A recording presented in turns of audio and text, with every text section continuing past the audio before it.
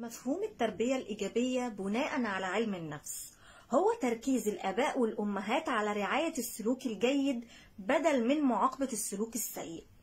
وده بيعزز فكرة إن مفيش أطفال جيدة أو أطفال سيئة في المطلق، ولكن في أطفال مختلفة لكل واحد منهم احتياجاته واهتماماته المختلفة.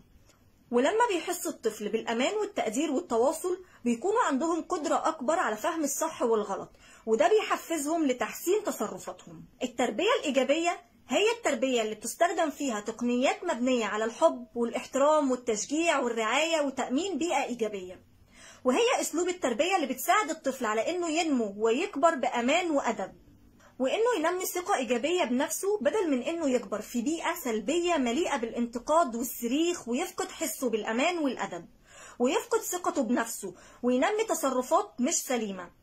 وللأسف ما بتقتصرش التربية الإيجابية على الأب والأم بس، لكن على كل البالغين المحيطين بالطفل واللي بيعتنوا بيه زي الأجداد والمدرسين وغيرهم. نيجي بقى ناخد أمثلة صريحة على التربية الإيجابية.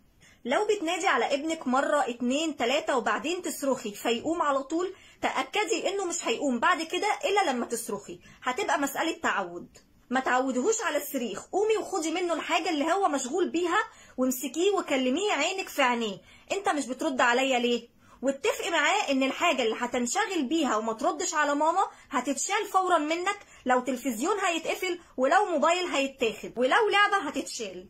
تعملي كده بهدوء وبدون عصبية ولا صريخ، ما تعودهوش على الصريخ لانك هتقضي حياتك بعد كده صريخ، ويا اما هيكتسب منك مهارة الصريخ وبعد كده هتيجي تشتكي من صريخه وعصبيته اللي بتتلف اعصابك ومش قادرة توقفيها، يا اما هيكتسب البلادة واللامبالاة عشان يغيظك اكتر فتصرخي اكتر وهو من جواه مبسوط بانجازه ان خلاكي تصرخي.